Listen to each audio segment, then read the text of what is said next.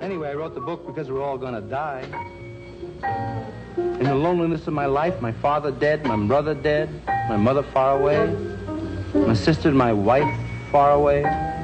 Nothing here but my own tragic hands that once were guarded by a world, a sweet attention, that now are left to guide and disappear their own way into the common dark of all our deaths.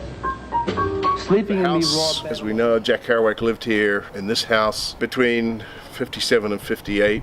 His sister lived a couple of blocks away from here in a house, and so he moved in with his mother and that because they wanted to be close to his sister and brother-in-law. So this was the place, the little apartment at the back. And then of course he wrote Dharma Bums, and he lived here when he became famous with On the Road was released while he was here, and he became an overnight sensation.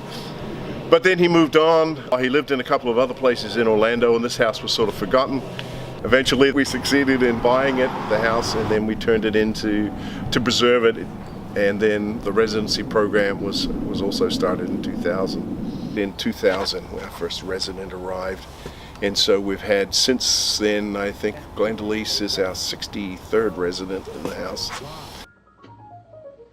I felt I needed places where I could concentrate and get a larger amount of work done in a shorter time. So I started to seek out residencies, but 3 months is a real gift. That's a luxury to be able to take that. This year I knew I was going to be freelancing. I knew I would have like some leeway in terms of time. So I was like, if there's ever a time to do this or apply for this, it would be now. So I did, and they accepted, and it's been great. The evening star must be drooping and... We have a very vibrant literary community here, which the Kerouac Project helped get going because this house was absolutely packed. There were people standing in the back room on the porch, all wanting to hear a reading, and that sort of spurred a growth in other reading programs around Orlando, and now we have this very rich literary community. But then also, it works back. They get really inspired by the writing community. It has a broad impact, both on the writers and, of course, sending stuff out to the world. Where you're at, I think, physically in the real world is always going to seep into like what you're writing. Since I grew up with grandparents, that's what I think of. Like the typewriter in the back. Instantly like reminded me of like my grandparents. My grandfather had like that same table that I've never seen since. Actually had a typewriter. Like I can remember hearing the sound of like the keys when I was little. So it's super comforting, some of this stuff. So in a sensory way, right? Like as I'm writing something, I'm also listening to things, seeing things that I normally wouldn't. And that can make its way like into the writing. So anything like if I'm sitting at that desk over there and I look up and like two squirrels are like chasing each other around a tree, like just that moment, it could make it into the writing. It could mean something larger. Living outside of a city it's been really conducive. Like it's not that it's completely silent out here, but it's a different soundtrack. But this is a good nap room because it's like tucked away, and writers need naps a lot. It just helps to think clearly. You need a lot of staring out of the window time. Mm-hmm. I need a lot of staring out of the window time. And it helps with that. So the physical space is one thing. As a New Yorker, tremendous luxury. And it allows you to think a different way, I think, than being like crammed into I have a lot of choice as to like where I can sit and think and read and what I'm looking at.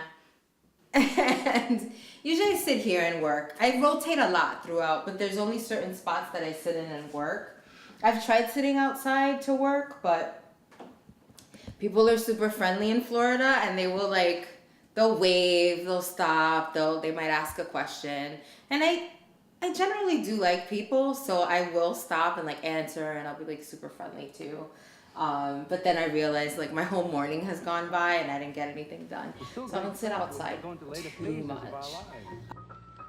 So there he goes. The house now is on the National Register of Historic Places, so lots of people come by. It isn't really a museum, but it's a place of real interest to people. In the room where Jack Kerouac wrote is pretty much as it was when he lived and wrote there. But of course, we are also pretty much as a resident here all the time, and we want to give them maximum opportunity to do their writing. So if you come to an event here, of course, we'll give you a tour and show you around it. So that will continue to be our policy at our potluck or the reading, which are free and open to anybody to attend. Last I saw him, he rounded the corner of 7th. There is a moment when you see your parents as people, when they break character. In wrestling, it's called breaking kayfabe. Parent is just this character they play. They had a whole other reality before you came along, and they contain a world inside of them now, parts of which don't include you. This revelation feels like treachery. All my life, mommy had been mommy, the person who woke me up for school, who reminded me to put my book bag where it belonged, who kissed me goodnight. She revolved around me like the sun around the earth. Like sometimes those conversations you have with your parents where you get to see them as real people, like you get a glimpse of them, you know, before you were ever in the picture. You find out like the crazy stuff they did. You find out like risks they took, fears they had. Like you really get a picture of why they were the parent that they were. And he said to me, like, you could do this. Like you could do this. We have stories to tell. And you're capable of like telling them. And it was the first time I ever considered like writing in any kind of serious sense. I mean, since then it's been a lot of twists and turns, but like I could, you know, definitely point to that moment being like, this is when I started to consider that people like me that we were interesting enough to be in literature, that we were worthy enough to be in literature, you know?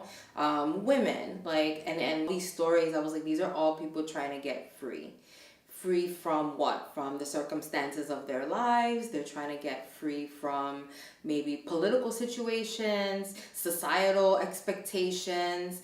They're all trying to get away from something and liberate themselves in some way. And then it also makes me think like, what would he think if he were like, these are useless questions. The answer is like, it really doesn't matter what he thinks because he's not here, we are, right? But I'll think like, what would he think like of me like in this house? What do you think of a woman like writing here? What would he think of like a woman of color like writing in his house?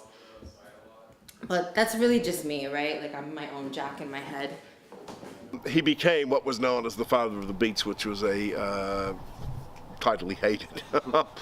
But so he became sort of a voice for a generation and a new way of looking at things and a new way of writing.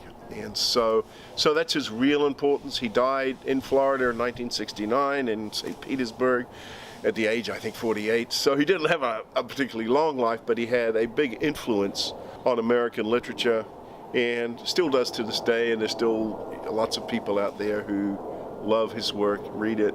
And so we're just trying to keep that, you know, legacy alive in the hope that, like Jack Kerouac came here, he did something new, something different out of here, that some of these writers that come will be the voice for their generation, that some great things will come out of this, and some have, as we've, you know, down the road, there's some great books that writers have written while they're here, and hopefully more to come as we move forward. I had kind of a pragmatic goals. I wanted to walk out of here with a complete manuscript. And that's what I said in my statement of intent was I want to walk out of here with like a complete revised manuscript, and I want to take the next step with it.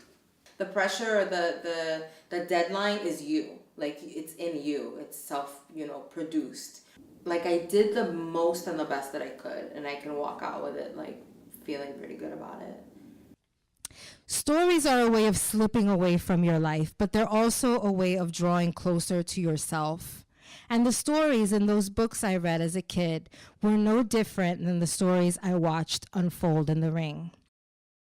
We don't always champion the characters who are a reflection of us as we are, or want to be, or are expected to be, but the ones we have to become to continue our story. Thank you.